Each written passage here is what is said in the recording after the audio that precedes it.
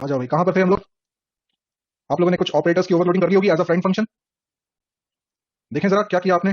Complex class में आपने plus operator जब एज अ मेंबर बनाया था तो कोडिंग कुछ यूं थी, है ना? ये प्लस बाइनरी प्लस की कोडिंग थी एज अ मेंबर, ये यूनरी माइनस की कोडिंग थी एज अ मेंबर। तो सबसे पहले मैं चाहता हूं कि बाइनरी प्लस को, जिसको हमने एज अ मेंबर बनाया हुआ है, इसे एज अ फ्रेंड बनाएं। ठीक है, तो कैसे बनाएंगे इसको? क्या करना पड़ेगा सबसे पहले?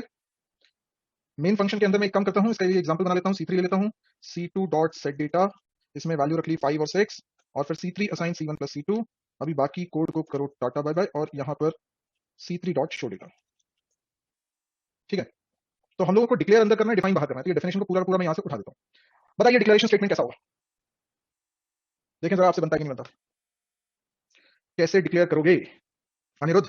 डिक्लेरेशन स्टेटमेंट बताओ क्या लिखेंगे। मुझे बाइनरी प्लस ऑपरेटर की ओवरलोडिंग एज अ फ्रेंड करनी है। चिराग गलत है डिक्लेरेशन।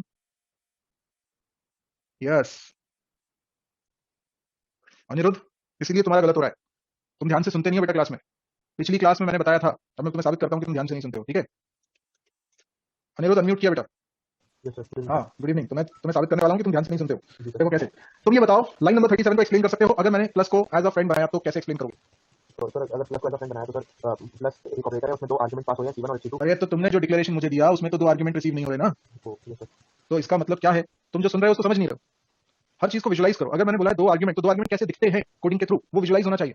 जी सर। तो हमको क्या लिखना पड़ेगा? पहले तो लिखना पड़ेगा फ्रेंड कीवर्ड, कॉम्प्लेक्स उसके ऑपरेटर। बाद रिटर्न टाइप, यस सर। उसके बाद ऑपरेटर प्लस, और दो आर्गुमेंट्स होंगे इसके अंदर, तो complex comma complex. Okay sir. अब इसके बाद इसको बाहर करना है डिफाइन। जी सर। डिफाइन करते हो दोबारा से फ्रेंड कीवर्ड नहीं लिखेंगे, यस सर। रिटर्न टाइप लिखेंगे। मेंबरशिप लेवल लगाएंगे कि नहीं लगाएंगे? नहीं सर। नहीं लगाएंगे, good. Operator plus complex, object का नाम रख लेते हैं एक्स, कॉम्प्लेक्स वाई, उसके बाद कॉम्प्लेक्स टेम्प। टेम्प, टेम्प के ए में क्या रखें बताओ? Sir X dot A plus Y dot B, very Y good, dot A sorry. Very good, Y dot A, yes. फिर टेम्प डॉट बी में असाइन करें X dot B plus Y dot B. Plus Y dot B, और फिर return करा दें temp. ये बन गया। जी सर। सभी को समझ में आ गया? Thank you Aniruddh. Okay sir. तो जब बाइनरी ऑपरेटर को एज अ मेंबर बनाते हो तो एक आर्गुमेंट पास करते हो, क्योंकि एक कॉलर ऑब्जेक्ट के रूप में मिल जाता है। पर जब आप उसे एज अ फ्रेंड बनाते हो तो आपको कॉलर ऑब्जेक्ट वाली चीज भी एज अ आर्गुमेंट पास करनी होती है, इसलिए दो आर्गुमेंट पास करते हो। चलिए अब यूनरी माइनस को भी हम एज अ फ्रेंड बनाना चाहें तो क्या करेंगे? ये कोड भी यहां से हटाओ, ये कोड भी यहां से हटाओ। तो क्या करेंगे? फ्रेंड कॉम्प्लेक्स ऑपरेटर, कितने आर्गुमेंट होंगे इसमें? एक आर्गुमेंट होगा, जीरो नहीं, एक आर्गुमेंट, क्योंकि एज अ फ्रेंड बना रहे हो। जो कॉलर ऑब्जेक्ट था वो भी अब आर्गुमेंट है। तो यहां पर लिखेंगे कॉम्प्लेक्स, तो कॉम्प्लेक्स ये हो गया यहां पर कॉम्प्लेक्स एक्स, अंदर X dot A, X dot B. ठीक है, लिखेंगे अभी भी वैसे ही, जैसे C2 असाइन माइनस C1 लिखा था ना, ऐसे ही लिखेंगे, पर इसको एक्सप्लेन करने का तरीका चेंज हो गया। अब हम ये नहीं बोलेंगे कि C1 ने माइनस को कॉल किया, ऐसा नहीं बोलेंगे। हम बोलेंगे माइनस कॉल हुआ और उसमें C1 as an argument pass हुआ, और जो माइनस ने रिटर्न किया वो C2 में असाइन हुआ। समझ में आया? तो ये मैंने आपको होमवर्क दिया था करने के लिए। इसके अलावा मैंने इंक्रीमेंट ऑपरेटर भी दिया था, वो हो गया सभी से? चलिए इंक्रीमेंट ऑपरेटर के बारे में एक बार बता देता हूं, है ना, कई लोगों से वो नहीं बना है। मैं क्या करता हूं, C1 और C2 मैंने दो ऑब्जेक्ट लिए। अब मैं C2 में असाइन करता हूं, नहीं C3 में असाइन करता हूं प्लस प्लस C1। ठीक है ना? और एक और बना देता हूं C4, C4 में असाइन करता हूं C1 प्लस प्लस, और उसके बाद यहां C4 डॉट शो डेटा करता हूं। पहले तो हम क्या रिजल्ट एक्सपेक्ट कर रहे हैं वो मैं आपसे आउटपुट चाहता हूं। इस लाइन के चलने के बाद C3 में ए और बी की क्या वैल्यूज हो जाएंगी? 4 और 5 कर दें।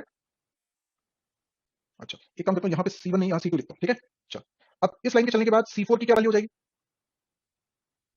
हाँ, तो कई लोगों को इंक्रीमेंट ऑपरेटर की वर्किंग ही नहीं पता है, ये साबित हो गया आपके आउटपुट से।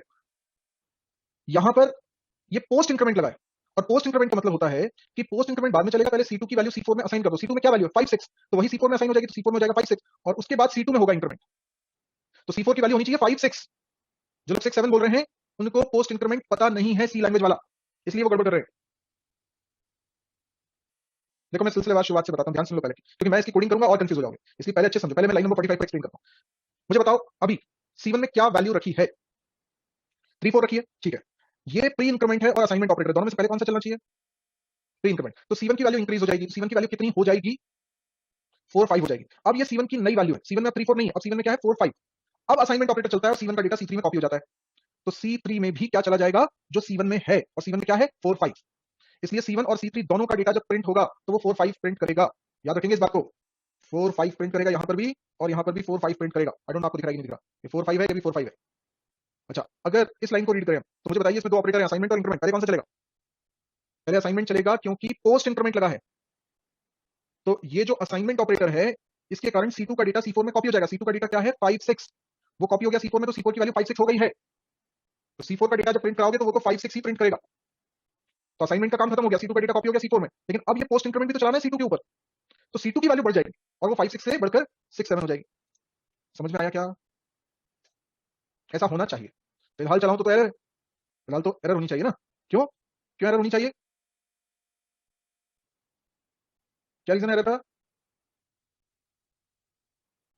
तो पुराना प्रोग्राम चल रहा है, is again creating some problem।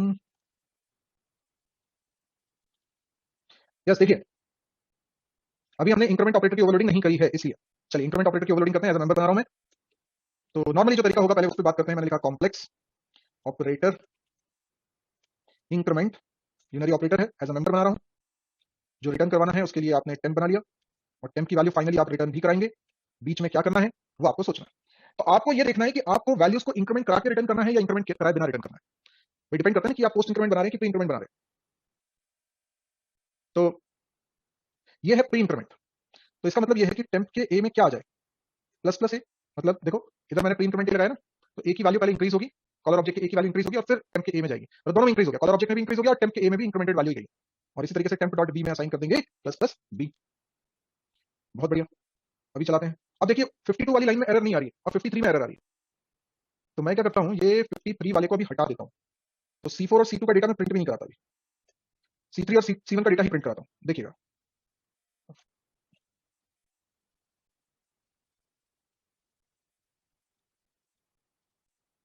Okay, तो जैसा एक्सपेक्टेड था C1 C3 दोनों की वैल्यू 4 5 आनी थी, वही आ रही है। Is that okay? तो इंक्रीमेंट तो सही से वर्क कर रहा है। अब प्रॉब्लम ये है कि पोस्ट इंक्रीमेंट कैसे वर्क करे, बिकॉज ये तो एक ऑपरेटर ही है। अब पोस्ट इंक्रीमेंट के समय इसको थोड़ी कॉल होना है, दूसरे को कॉल होना है। दूसरे को कॉल करवाएंगे तो एक और बनाना पड़ेगा। ये मैंने एक और बना लिया, एक और बनाया, और उसमें क्योंकि पोस्ट इंक्रीमेंट है तो यहाँ A++ कर देता हूँ, यहाँ B++ कर देता हूँ। तो पहले साइन होगा फिर इंक्रीमेंट होगा। तो कॉलर ऑब्जेक्ट में इंक्रीमेंट तो होगा, लेकिन टेम्प के अंदर पुरानी वैल्यू ही जाएगी, इसलिए जो रिटर्न होगा वो पुरानी वैल्यू रिटर्न होगी। समझ में आई बात? समझ में आई बात? लेकिन प्रॉब्लम ये है कि दोनों का सिग्नेचर सेम हो गया, दोनों का सिग्नेचर सेम हो गया, और सिग्नेचर सेम हो गया तो फिर कंपाइलर नहीं डिसाइड कर पाएगा कि किसको कॉल करना है। दो सिग्नेचर सेम नहीं हो सकते, तो मुझे इसमें अंतर करना पड़ेगा। अब C++ में ये एक स्पेशल सिनेरियो है, ये दिक्कत सिर्फ इंक्रीमेंट और डिक्रीमेंट ऑपरेटर के साथ ही आने वाली है, एग्री? इसके लिए C++ वालों ने एक स्पेशल तरीका निकाला है कि सिर्फ दोनों के सिग्नेचर सेम ना हो, बनाने तो दो हैं आपको पर सिग्नेचर सेम ना हो, इसलिए आप यहां लिख देते हो इंट। पोस्ट इंक्रीमेंट वाले वर्जन में आप लिख देते हो इंट। इसका कोई यूज नहीं कर रहे हैं हम, ये सिर्फ इसलिए बनाया है ताकि सिग्नेचर सेम ना हो। अब सिग्नेचर डिफरेंट है, और ये जो कॉन्सेप्ट है ये सिर्फ इंक्रीमेंट और डिक्रीमेंट ऑपरेटर की ओवरलोडिंग के वक्त ही लगाया जा सकता है। तो अब इससे क्या होता है, जब भी आप पोस्ट इंक्रीमेंट को कॉल करते हैं तो ये इंट आर्गुमेंट वाला कॉल हो जाता है। ऋतिक साहू क्या प्रॉब्लम बेटा? अनम्यूट किया आपको? ऋतिक साहू आपको अनम्यूट किया है? हाँ नहीं ऋतिक, सर, नहीं प्रॉब्लम नहीं। क्या हो गया था, वो रिक्वेस्ट आई थी? नहीं सर, थोड़ा लैग हो रहा था, फिर प्रॉब्लम हो रहा था थोड़ा नेटवर्क की वजह से। ठीक है, तो ये कोई इंट आर्गुमेंट हम सप्लाई नहीं कर रहे हैं, ध्यान रखिए मेरी बात समझिएगा। ये एक स्पेशल सिनेरियो है जिसमें दोनों के सिग्नेचर को डिफरेंट करना था, और इंटरनली कंपाइलर जब पोस्ट इंक्रीमेंट देखता है तो वो एक आर्गुमेंट वाले के साथ उसकी बाइंडिंग करता है। ठीक है, अगर दोनों में से एक ही बना रहे होते तो ऐसा करने की जरूरत नहीं पड़ती, लेकिन जब हाँ दोनों में से एक ही बना रहे होते तो ऐसा करने की जरूरत नहीं पड़ती, लेकिन पोस्ट इंक्रीमेंट वाला और प्री इंक्रीमेंट वाला अलग अलग बनाना है तो ऐसा करना ही पड़ेगा। ठीक है ना? तो आपने देखा भी था यहाँ एरर आ रही थी, अब मैं दोबारा रन करता हूँ।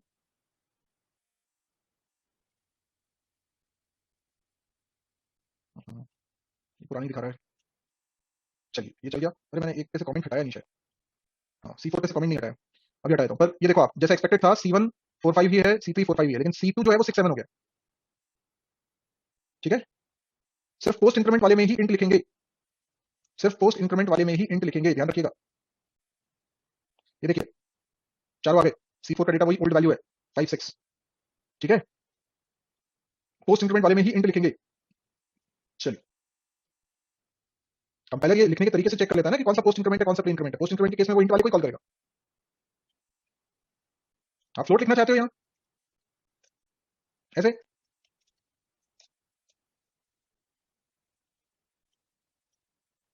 तो ये देखो एरर दे रहा है, ठीक है। No operator plus plus int declared for postfix, that means postfix के लिए आपको इंट वाला ही वर्जन बनाना पड़ेगा। क्लियर हो गया? जो डाउट लगता है करके देख लो। यस निकिता, ठीक समझ में आई यहाँ तक बात? तो अभी हमारा ये प्री इंक्रीमेंट वाला और पोस्ट इंक्रीमेंट वाला प्रोग्राम का प्रॉब्लम भी सॉल्व हो गया। अब हम लोग देखते हैं फ्रेंड फंक्शन के और क्या फायदे हैं। चलो देखो, अभी मैं इसको हटा रहा हूं। मैंने लिखा C3 assign C1 plus C2। बोलिए चलेगा कि नहीं चलेगा? ये चलेगा कि नहीं चलेगा? चलेगा, है ना। कौन सा वाला? ये जो हमने प्लस ऑपरेटर डिफाइन किया हुआ एज अ फ्रेंड, वो चल रहा है। और अगर मैं लिखना चाहता हूं C1 प्लस 5, चलेगा कि नहीं चलेगा? नहीं चलेगा। अगर मैं चाहता हूं ये चले, तो क्या करना पड़ेगा? क्या करना पड़ेगा? एक और प्लस ऑपरेटर बनाना पड़ेगा।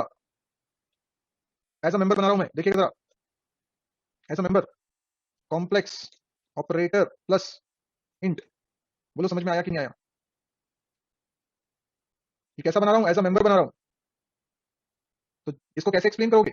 C1 ने प्लस ऑपरेटर को कॉल किया, 5 एज एन आर्ग्यूमेंट पास किया, प्लस ने जो रिटर्न किया वो C3 में असाइन हुआ, क्योंकि एज अ मेंबर बना रहे हो प्लस को।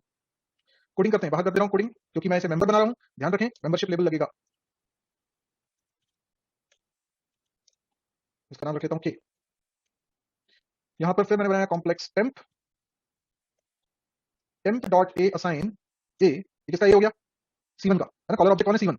उसमें मैंने ऐड कर दिया के, जबकि टेम्प के बी में असाइन कर रहा हूं सिंपली बी की वैल्यू, मतलब जो मैंने के की वैल्यू ऐड करी वो रियल पार्ट में ऐड करी बस। रिटर्न टेम्प, ठीक है ना। तो यहां पर मैं C1 डॉट शो डेटा भी कर देता हूं। आप देख सकते हो C1 की वैल्यू 3 4 थी, तो वो 3 4 प्रिंट हो गई है। और C3 में हमने C1 में 5 ऐड करके असाइन किया था, तो वहां पे A में 5 ऐड हो गया था, तो वो 8 हो गया। I hope it is clear. मैं क्या चाह रहा हूं? 5 प्लस C1 लिखूं, क्या होगा?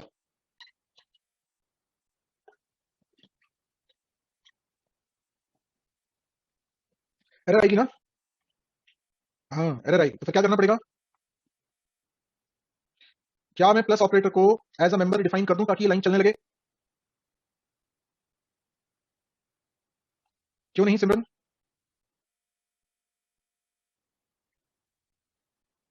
पासिव 5 इन टाइप का C1 कॉम्प्लेक्स टाइप का तो पहले भी था जब C1 प्लस 5 लिख रहा था। Very good Rahul Tripathi, very good. आप में से कुछ लोग इसका सही एक्सप्लेनेशन नहीं दे पा रहे हैं, भले शायद वो जानते हो सही बात। यस आदर्श, बिल्कुल सही।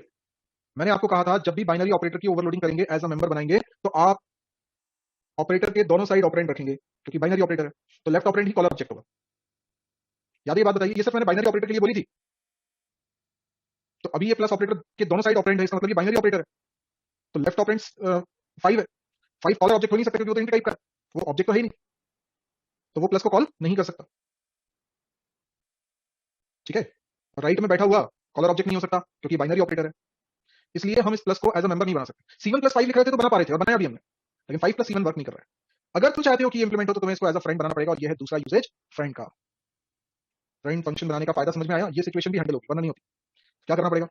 हम लिखेंगे फ्रेंड कॉम्प्लेक्स ऑपरेटर प्लस, अब इसमें कोई कॉलर ऑब्जेक्ट नहीं है, दोनों आर्गुमेंट है। पहला आर्गुमेंट इंट टाइप का हो जाएगा, दूसरा आर्गुमेंट कॉम्प्लेक्स टाइप का हो जाएगा। भाई बाइनरी ऑपरेटर को एज अ फ्रेंड बना रहे हो, तो ये कोई शर्त तो है नहीं कि पहला आर्गुमेंट ऑब्जेक्ट ही होना चाहिए, ऐसा तो है नहीं। तो यहां पे लिख रहे हैं complex operator plus int k complex x, complex temp dot a assign k plus x dot a, temp dot b assign x dot b, return temp. Clear है क्या? कॉम्प्लेक्स की स्पेलिंग गलत हो गई, ठीक है। अभी क्लियर है? अब ये चल पाएगा? करके देखें। ये तो एक आध बार परेशान करेगी। Okay, see it is working. तो इस समय फ्रेंड फंक्शन वाला ऑपरेटर चला है ना। तो अब आपको फ्रेंड फंक्शन की एक और यूटिलिटी समझ में आ गई। अच्छा, पहला तो रीजन ये पता चल गया था कि एक से ज्यादा क्लासेस के प्राइवेट डेटा को एक साथ यूज करना है, तो एक फ्रेंड फंक्शन बनाओ जो एक से ज्यादा क्लास का फ्रेंड हो, है ना। ये हमने पढ़ा हुआ है, ठीक है। एक और चीज करते हैं, इंटरेस्टिंग होगी। एक और चीज करते हैं, अभी एक ही ऑब्जेक्ट बनाता हूं। और सपोज करो यूजर से डेटा मुझे एंटर करवाना है, तो मैंने लिखा c out enter a complex number, c in C1 c out C1, ये सब बताता हूँ। Is that cool? चलेगा? नहीं चलेगा। क्यों नहीं चलेगा? कौन सी लाइन में एरर है? लाइन नंबर 74 में क्या एरर है? क्यों एरर है? मतलब आप कभी कोई इंट वेरिएबल में डेटा यूजर से लेते थे तो ऐसे तो लेते थे, पर ये कॉम्प्लेक्स टाइप का है। ओके ओके, अच्छा अच्छा, एक बात बताओ, तुमने अगर इंट x बनाया, फ्लोट y बनाया, कुछ भी ऐसा सोचो, मैंने लिखा सी इन x, इसको एक्सप्लेन कर सकते हो इस लाइन को?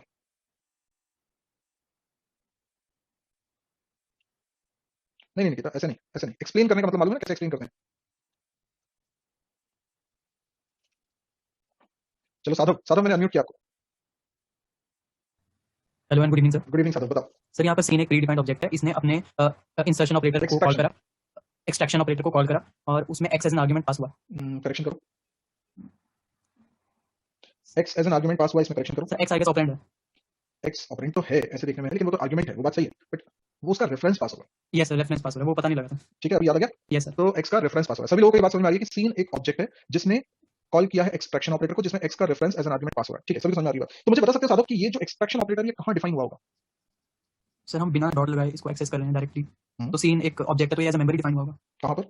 सर किसी क्लास में। कोई क्लास होगी, और उस क्लास का सीन से क्या रिलेशन होगा? सर उस क्लास के टाइप का एक ऑब्जेक्ट होगा सीन। Excellent excellent. तो सभी लोगों को ये बात समझ में आ रही है कि सीन एक ऑब्जेक्ट है किसी क्लास का, और वो जो कोई क्लास है उसी के अंदर ये extraction operator as a member define हुआ होगा। तभी तो हम एक्सप्लेन कर रहे हैं कि सी इन ने एक्सट्रैक्शन ऑपरेटर को कॉल किया। Yes sir. मुझे बताओ, अगर मैं यहां पर एक और लाइन लिखूं साधव, सी इन वाई, सेम तरह की लाइन है, यस सर। क्या दोनों लाइन में सेम ऑपरेटर कॉल हो रहा है? Sir same operator, sir I guess yes. Chat window पे मैक्सिमम लोगों का आंसर है नो। सर नहीं क्या। मुझे बताओ, पहले वाले को तुमने एक्सप्लेन किया कि सीन ऑब्जेक्ट ने एक्सट्रैक्शन ऑपरेटर को कॉल किया, उसमें x का रेफरेंस पास हुआ। What is the type of x? X का रेफरेंस पास हुआ। What is the type of x? Sir x ऊपर इन टाइप पर डिक्लेयर हुआ है। ठीक है, और जब मैं लिख रहा हूं सीन एक्सट्रैक्शन ऑपरेटर y, तो what is the type of y? Float. तो दोनों का टाइप सेम नहीं है। Yes sir. तो क्या तुम्हें नहीं लगता कि उस क्लास के अंदर sir function over operator overloading, yes एक से डिफरेंट ज्यादा, सिग्नेचर होंगे। हाँ, दो अलग अलग सिग्नेचर से एक्सट्रैक्शन ऑपरेटर डिफाइन होगा। Yes sir. हाँ, तो सभी लोगों को ये बात समझ में आ रही है कि एक्सट्रैक्शन ऑपरेटर का एक वर्जन नहीं बना है, एक से ज्यादा वर्जन बने हैं, सब में आर्ग्यूमेंट्स में फर्क होगा। Yes sir. तो आज तक इस पॉलीमॉर्फिज्म के इंप्लीमेंटेड कॉन्सेप्ट को हम नहीं जानते थे, जबकि पॉलीमॉर्फिज्म हमको मालूम था, ऑपरेटर ओवरलोडिंग भी हमने पढ़ लिया था, लेकिन हमने इसको कभी एनालाइज नहीं करा। आज हम सोचें तो हमको समझ में आ रहा है कि सीन जिस एक्सट्रैक्शन ऑपरेटर को कॉल कर रहा है, हर बार वो उसी को कॉल नहीं करता है। ये बिल्कुल ऐसा है जैसे तुम कस्टमर केयर में हमेशा नंबर लगाते हो और हर बार सोचते हो कि वही इंसान ने फोन उठाया है। सोचो, तुमने वही नंबर लगाया हर बार, तो तुम्हें अगर ये लगे कि वहां पर बैठा व्यक्ति जिसने फोन उठाया वो हर बार वही होता है, तो ऐसा तो नहीं है ना। तो आर्गुमेंट भी फिर कॉम्प्लेक्स टाइप का होना चाहिए ऊपर, जैसे आप सी इन Yes. C1 कर रहे थे जब। Yes yes, good. तो इसका मतलब, अगर मैं चाहता हूं कि ये प्रोग्राम की लाइन चल जाए 74 वाली, तो ये तभी मुमकिन है जब सी इन जिस क्लास का ऑब्जेक्ट है उस क्लास में एक्सट्रैक्शन ऑपरेटर का एक ऐसा वर्जन भी बना हो जो कॉम्प्लेक्स टाइप का रेफरेंस रिसीव करता हो। Yes sir. सभी लोगों को ये बात क्लियर हो गई है? तो कॉम्प्लेक्स टाइप का रेफरेंस रिसीव करता हो ऐसा कोई एक्सट्रैक्शन ऑपरेटर डिफाइंड पहले से हुआ होगा क्या? क्यों साधव, क्या लगता है? सर नहीं हुआ होगा शायद। ऑब्वियसली कॉम्प्लेक्स Yes, क्लास तो हमने बनाई, अभी Yes, बनाई, और सीन जिस क्लास का ऑब्जेक्ट है वो क्लास तो पहले ही बन चुकी है। तो पहले अगर बन चुकी है तो उसे क्या मालूम था कि हम कॉम्प्लेक्स टाइप की चीज पास करेंगे? Yes sir. तो जितने भी वर्जन एक्सट्रैक्शन ऑपरेटर के उस क्लास में बने होंगे वो सिर्फ प्रिमिटिव टाइप्स के लिए होंगे। Yes sir. User defined data type के लिए हमें डिफाइन करना पड़ेगा। हाँ, तो हमारे को अगर चाहिए कि ये लाइन चल जाए तो हमारे पास क्या सोल्यूशन है? हमें क्या करना पड़ेगा? अरे कंस्ट्रक्टर कहां से आ गया निकिता? कंस्ट्रक्टर की कोई जरूरत नहीं है। तो क्या कर दें साधव, हम ऐसा कर दें कि एक और एक्सट्रैक्शन ऑपरेटर डिफाइन कर दें उस क्लास में जो कॉम्प्लेक्स टाइप का रेफरेंस रिसीव करता हो, यस सर। है ना? सभी लोग इस बात से एग्री करते हैं कि यदि उस क्लास के अंदर एक और एक्सट्रैक्शन ऑपरेटर हम बना दें जो कॉम्प्लेक्स टाइप का रेफरेंस रिसीव करे तो ये लाइन चल जाएगी। पर मुझे बताओ, उस क्लास का नाम तक तो पता नहीं है, उसकी कोडिंग कहां से चेंज कर देंगे? और वो तो प्री डिफाइंड है ना, प्री डिफाइंड है तो उसका सोर्स कोड तो मिलेगा भी नहीं, उसका तो मशीन कोड होगा, उसमें कहां एडिटिंग हुई? तो Yes, क्या तुम उस क्लास के अंदर ऐसा एक और वर्जन बना सकते हो? Is it possible? नहीं, इट इज नॉट पॉसिबल, क्योंकि वो प्री डिफाइंड क्लास है। जैसे तुम प्रिंटर फंक्शन की कोडिंग में कोई चेंजेस नहीं कर सकते, ऐसे ही तुम सीन जिस क्लास का ऑब्जेक्ट है वो क्लास प्री डिफाइंड है, उस क्लास के अंदर कोडिंग में कोई चेंजेस नहीं कर सकते। तो तुम वहां एक और फंक्शन बनाना चाहते हो, नहीं बना सकते। तुम भी जो कॉम्प्लेक्स क्लास तुम बना रहे हो, कोई दूसरा प्रोग्रामर, प्रोजेक्ट का कोई दूसरा प्रोग्रामर तुम्हारी कॉम्प्लेक्स क्लास में कोई फंक्शन थोड़ी बना पाएगा, क्योंकि तुम उसको अपना सोर्स कोड दोगे ही नहीं। Yes sir. तो अब हमको ये बात समझ में आ गई है कि लाइन नंबर 74 चल जाती यदि उस क्लास में जिसका ऑब्जेक्ट सीन है हम एक और एक्सट्रैक्शन ऑपरेटर बना पाते जो कॉम्प्लेक्स टाइप का रेफरेंस लेगा, लेकिन ऐसा हम कर नहीं सकते। तो हमारे पास क्या दूसरा उपाय है? आदर्श कह रहे हैं फ्रेंड बना लें, अभी कह रहे हैं फ्रेंड बना लें। सर फ्रेंड तो तब बनाएंगे जब उसको डिक्लेयर करेंगे उस क्लास में। Very good. तो अगर हम फ्रेंड बनाना चाहते हैं किसको? एक्सट्रैक्शन ऑपरेटर को, तो सीन जिस क्लास का ऑब्जेक्ट है उस क्लास में फ्रेंड को डिक्लेयर करना पड़ेगा। जब हम उसके अंदर कुछ मेंबर फंक्शन भी नहीं बना पा रहे तो फ्रेंड भी कैसे डिक्लेयर कर लेंगे? लेकिन मेरा सवाल यह है सादत कि तुम उस क्लास में इसे फ्रेंड क्यों बनाना चाहते हो? या ताकि हम उसके प्राइवेट डेटा आइटम्स को एक्सेस कर सकें क्लास की बॉडी के से। तो मुझे बता सकते हो सीन जिस क्लास का ऑब्जेक्ट है उस क्लास के किस प्राइवेट डेटा को तुम जानते हो? उस क्लास के प्राइवेट मेंबर वेरिएबल का नाम ही बता दो। सर नहीं जब नाम भी नहीं मालूम तो हम उसमें चेंज करने का ख्वाब तो रख ही नहीं रहे होंगे। Yes sir. जब हमें उस क्लास के किसी प्राइवेट मेंबर को एक्सेस करना ही नहीं है तो उस क्लास का फ्रेंड बनाने का सोच भी क्यों रहे हो? Yes sir. हम क्यों बना रहे थे उसका फ्रेंड? क्योंकि मेंबर नहीं बना सकते। अगर मेंबर नहीं बना सकते तो तुम फ्रेंड नहीं बना सकते। पर फ्रेंड बना ही क्यों रहे थे? कोई भी फंक्शन किसी क्लास का अगर तुम फ्रेंड बनाना चाह रहे हो तो इसलिए ना कि उसके प्राइवेट डेटा को एक्सेस करना। प्राइवेट डेटा का तो एक्सेस करना ही नहीं है तुम्हें किसके प्राइवेट डेटा को एक्सेस करना है? लाइन नंबर 74 के चलने से क्या हो जाना चाहिए? तो C1 में सर डेटा इनपुट हो जाना चाहिए। तो फिर मुझे किसके प्राइवेट डेटा को एक्सेस करने की जरूरत है? सर C1 के अंदर जो मेंबर वेरिएबल्स हैं उनको। तो फिर मुझे अगर C1 के प्राइवेट मेंबर्स को एक्सेस करना है तो फिर एक्सट्रैक्शन ऑपरेटर किसका फ्रेंड होगा? सर उस क्लास का जिसमें वो डिक्लेयर होंगे। क्लास का नाम पूछा हूं, सब लोग आंसर आ गए साहब? सर मैं कंफ्यूज हो गया। नहीं, सिंपल है। किसके प्राइवेट डेटा को तुम एक्सेस कर रहे हो उसकी क्लास में लिखना पड़ेगा। Yes sir. बताओ, अभी तो तुमने बताया किसके प्राइवेट डेटा को एक्सेस करना है।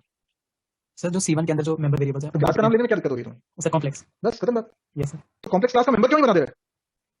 Yes sir. नहीं नहीं, क्यों नहीं बना पा रहे? एक्सट्रैक्शन ऑपरेटर को हम कॉम्प्लेक्स क्लास का मेंबर ही बना दे तो C1 के ए और बी को तो एक्सेस कर ही लेगा। अरे भाई, ये बाइनरी ऑपरेटर है, कॉलर ऑब्जेक्ट लेफ्ट में होना चाहिए, है ना कॉन्सेप्ट? Yes sir. तो फिर C1 को लेफ्ट में होना पड़ेगा क्योंकि Yes, sir. C तो कॉम्प्लेक्स का ऑब्जेक्ट नहीं है। Yes sir.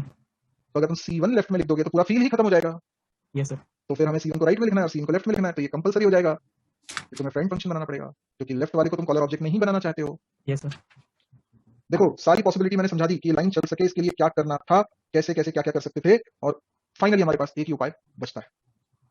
ठीक है सादब, thank you. Welcome. Thank you. Aniruddh, क्या नहीं समझ में आया बेटा तुमको? अनिरुद्ध अनम्यूट किया तुमने, क्या नहीं समझ में आया बताओ? सर ये सर आपने कहा ना ये जो अभी आपने कहा कि लेफ्ट में एक्सेस उसको वो अरे तुम्हें ये मालूम है ना कि बाइनरी ऑपरेटर की ओवरलोडिंग करोगे तो एज अ मेंबर करोगे तो उसे लेफ्ट वाला ऑब्जेक्ट ही कॉलर ऑब्जेक्ट हो गया। तो लेफ्ट में तो सीन है, जी सर। तो तुम मेंबर बना रहे हो कॉम्प्लेक्स क्लास में, जी सर। और ये ऑब्जेक्ट कॉम्प्लेक्स का तो है नहीं। जी सर। तो फिर सीन कॉम्प्लेक्स क्लास के मेंबर को कैसे कॉल कर लेगा? जी सर, तो उसको C1 को लेफ्ट में लिख सकते हैं क्या? अरे वही तो मैंने समझाया, फिर तो पूरा फील ही खत्म हो गया ना।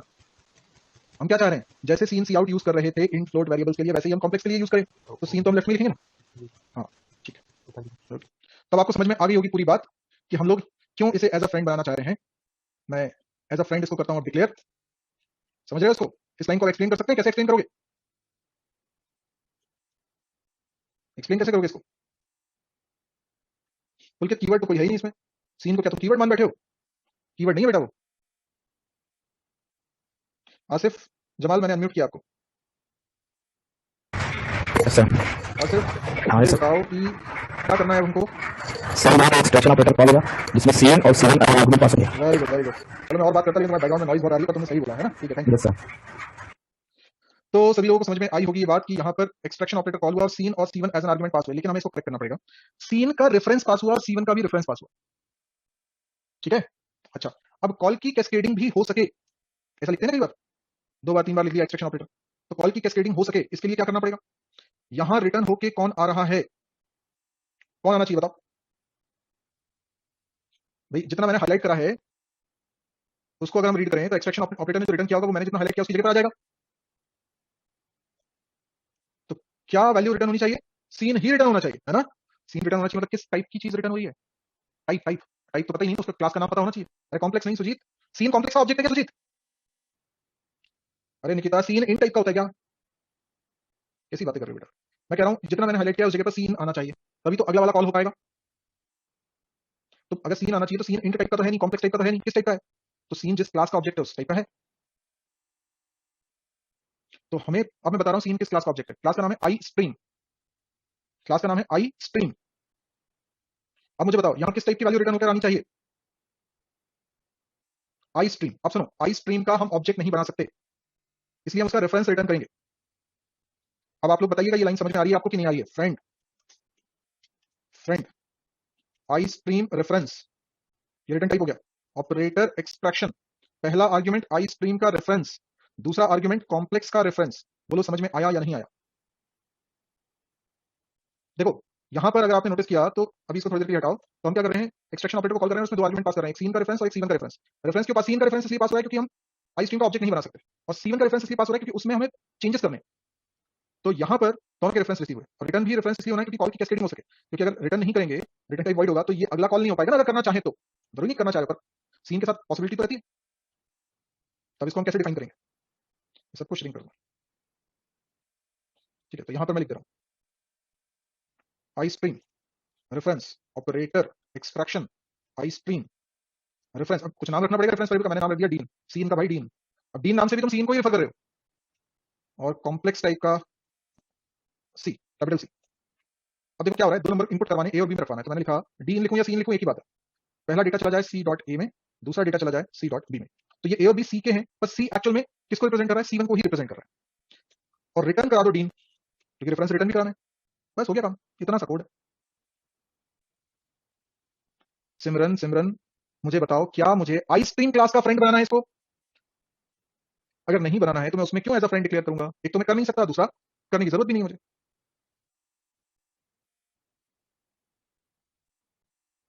रेफरेंस इसलिए देखो, कॉम्प्लेक्स का रेफरेंस क्यों लिखा है ये समझ में आया? क्योंकि आपको सीवन में ही चेंजेस कराने हैं। अगर आप यहाँ ऑब्जेक्ट रिसीव करोगे तो सी में चेंजेस हो जाएंगे और सीवन में नहीं होंगे, और ये रेफरेंस है इसलिए सीवन में चेंजेस हो पा रहे हैं। और आई स्ट्रीम क्लास का ऑब्जेक्ट नहीं बनाया जा सकता, बिकॉज वो एक्स्ट्रा क्लासेस है, वो क्या होती है वो आगे पढ़ेंगे। पर आई स्ट्रीम क्लास का ऑब्जेक्ट आप नहीं बना सकते।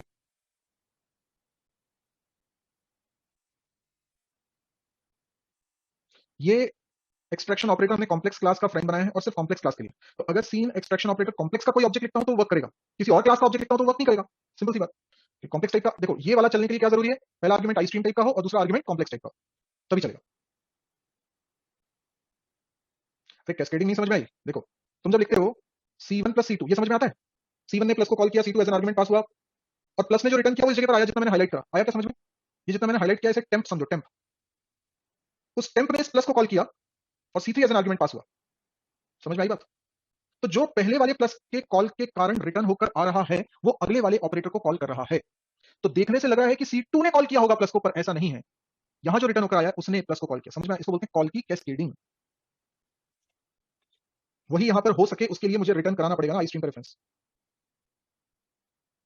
अब मैं बोलता हूं सी आउट C1, ये लिख सके, सेम कहानी है। इसके लिए भी क्या जरूरी है? पहले आपको बताओ सी आउट किस क्लास का ऑब्जेक्ट है? क्लास का नाम है ओ स्ट्रीम, ओ स्ट्रीम, ठीक है? ओ स्ट्रीम का भी ऑब्जेक्ट नहीं बना सकते, और इधर भी कैस्केडिंग हो सकती है। तो मैं लिखूंगा friend O stream reference operator insertion O stream reference. लेकिन कॉम्प्लेक्स का रेफरेंस पास करने की जरूरत नहीं है, क्योंकि यहां पर मुझे एक्चुअल आर्गुमेंट में कोई चेंजेस नहीं करवाने। यहां पर लिखते हैं O stream reference operator insertion O stream reference, नाम रख लेता हूं डी आउट कॉम्प्लेक्स एक्स। यहां पर प्रिंट करवाना, सी आउट मतलब प्रिंट करवाना चाह रहा हूं मैं, तो मैं लिखता हूं सी आउट भी लिख सकता हूं, डी आउट भी लिख सकता हूं। सी आउट क्योंकि ग्लोबल है इसलिए मैं उसको लिख सकता हूं, नहीं तो डी आउट भी लिख सकता हूं। यहां पे मैंने लिख दिया ए की value X dot A, B की वैल्यू एक्स डॉट बी, और रिटर्न कराना है कैस्केडिंग के लिए डी आउट। अहमद वारिस अगर कैस्केडिंग नहीं कर, जैसे तुम यहां पे कैस्केडिंग नहीं करते हो, ये कैस्केडिंग नहीं हो पाएगी। ये फैसिलिटी अगर नहीं चाहते हो तो मत करो, और ये फैसिलिटी तुम चाहोगे ना तब तो बिहेवियर सिमुलेट हो पाएगा ना सीन का, सीन सी आउट का। मान लो यहां पर तुम्हें एक और लिखना होता C2, तो कैसे लिख पाते अगर तुम कैस्केडिंग नहीं करोगे? क्या डाउट है आदर्श? पूछो, अनम्यूट किया, पूछो Adarsh. Adarsh I am not getting your voice, बिल्कुल आवाज नहीं आ रही है। सर मेरा पास और क्लियर है। अब आ रही है आवाज, बोलो। सर मैं बोलना चाहता हूँ कि सर हम ऑब्जेक्ट क्यों नहीं बना सकते? हम तो कॉम्प्लेक्स क्लास तो हमने जानते हो मैंने कॉम्प्लेक्स कहा क्लास ना, मेरी बात नहीं सुनी शायद आपने। आगे मैं पढ़ाऊंगा किसी क्लास का ऑब्जेक्ट क्यों नहीं बना सकते हैं, उसका कुछ रीजन है, उसके लिए अपने कुछ पढ़ना पड़ेगा। सर सर डीन हम रेफरेंस क्लास करते हैं तो डीन लेकर हम सीन का प्राइवेट वैल्यू को हम एक्सेस कर सकते हैं ना? किसके प्राइवेट वैल्यू? तो सीन जो ऑब्जेक्ट है उसका प्राइवेट वैल्यू। उसके प्राइवेट वैल्यू को कैसे एक्सेस कर लोगे आप मेंबर फंक्शन बना रहे हो क्या आई स्ट्रीम या आउट स्ट्रीम का? किसी भी क्लास के प्राइवेट मेंबर को कौन एक्सेस कर सकता है? उसी क्लास का मेंबर या फिर उस क्लास का फ्रेंड? ये तो दोनों में से कुछ भी नहीं है, तो फिर कैसे एक्सेस कर लोगे? सर डीन ने जो एड्रेस रखा है सीन का, हाँ सर तो डीएन को सीन मानो, चलो डीएन और सीन एक ही बात है। और बोलो। फिर उसके बाद हम प्राइवेट मेंबर का नाम जान सकते हैं, तो उसके अरे बाद बेटा किसका private member? Sir I stream I stream का प्राइवेट मेंबर कौन एक्सेस कर सकता है? आई स्ट्रीम क्लास का कोई मेंबर फंक्शन या आई स्ट्रीम क्लास का कोई फ्रेंड फंक्शन? ये सर तुम जो लाइन लिख रहे हो वो दोनों में से किसी में नहीं लिख रहे हो, ये ये सर कॉम्प्लेक्स क्लास के अंदर लिख रहे हैं, कॉम्प्लेक्स क्लास का फ्रेंड है ये। ये सर थैंक्स सर निरुद्ध, एक बात ऐसे है कि रेफरेंस वेरिएबल का कांसेप्ट अगर तुम्हें पता है तो तुम्हें मालूम है रेफरेंस वेरिएबल्स उसी को रिप्रेजेंट करते हैं जिसको रेफर कर रहे हैं। तो डीन लिखकर भी वो सीन को ही तो रिप्रेजेंट कर रहा है, इसलिए बोला मैंने। अहमद वारिस, आई स्ट्रीम का ऑब्जेक्ट है ना सीन, तो आई स्ट्रीम नहीं लिखोगे? यहाँ से जो आर्गुमेंट पास हो रहा है वो तो सीन पास हो रहा है ना, सीन का रेफरेंस पास हो रहा है ना, क्यों अहमद? तो फिर वो सीन का रेफरेंस पास हो रहा है तो आई स्ट्रीम टाइप का ही कोई रेफरेंस वेरिएबल तो उसे रिसीव करेगा, कोई और कैसे कर सकता है रिसीव? ठीक है, तो ये इंसर्शन एक्सट्रैक्शन ऑपरेटर की ओवरलोडिंग देखो फ्रेंड की मदद से, मतलब ये कॉन्सेप्ट आपका फ्रेंड की मदद से इंप्लीमेंट हो पा रहा है। ये है तीसरा फायदा फ्रेंड फंक्शन बनाने का। Got it? चलिए, तो आज के लिए इतना ही करते हैं, फिर नेक्स्ट क्लास में बात करते हैं। रन भी करूं? चलो रन भी कर देता हूँ। रन किया इंटर कॉम्प्लेक्स नंबर, मैंने एंटर किया 3 और 4, उसने प्रिंट कर दिया a की वैल्यू 3 b की वैल्यू 4। ठीक है, खुश? रितिका, मेन तुम बनाते हो या कोई और बनाता है? बताओ जल्दी से इस बात का आंसर दे दो। आप बनाते हो ना, तो फिर वो यूजर डिफाइंड हुआ। ठीक है रितिका, चलो गुड नाइट।